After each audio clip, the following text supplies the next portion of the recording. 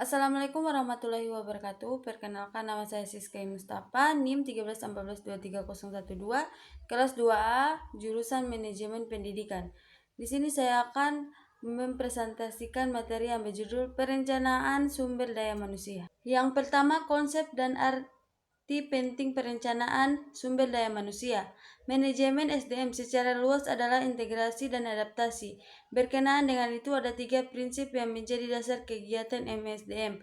Pertama, MSDM secara penuh terintegrasi dengan strategi dan kebutuhan strategi organisasi. Kedua, kebijakan SDM melekat satu sama lain, baik lingkup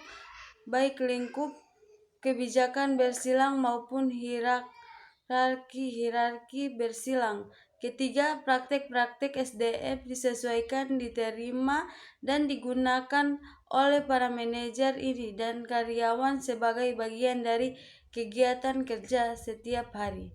GERD 1995 nomor 106-107. Pentingnya perencanaan sumber daya manusia ada 3, yaitu kepentingan perorangan, yang kedua kepentingan organisasi, yang ketiga kepentingan nasional. Yang kedua, analisis kebutuhan sumber daya manusia.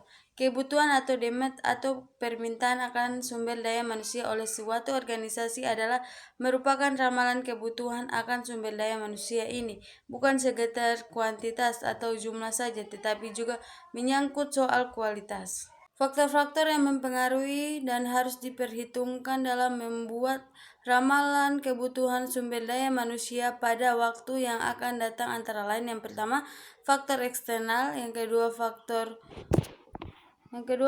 internal, yang ketiga persediaan karyawan. 3 faktor kebutuhan analisis sumber daya manusia. Yang pertama rencana strategi, yang kedua kependudukan, yang ketiga kecenderungan teknologi, yang keempat kecenderungan sosial. Yang keempat, analisis permintaan dan penawaran SDM.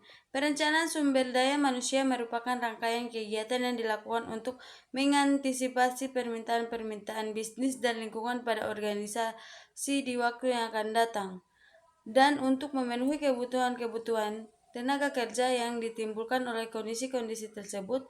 Departemen Personalia dapat menyediakan tenaga kerja secara lebih tepat sesuai dengan kebutuhan organisasi, baik kebutuhan personalia jangka pendek maupun jangka panjang melalui perencanaan. Yang kelima, sistem informasi sumber daya manusia.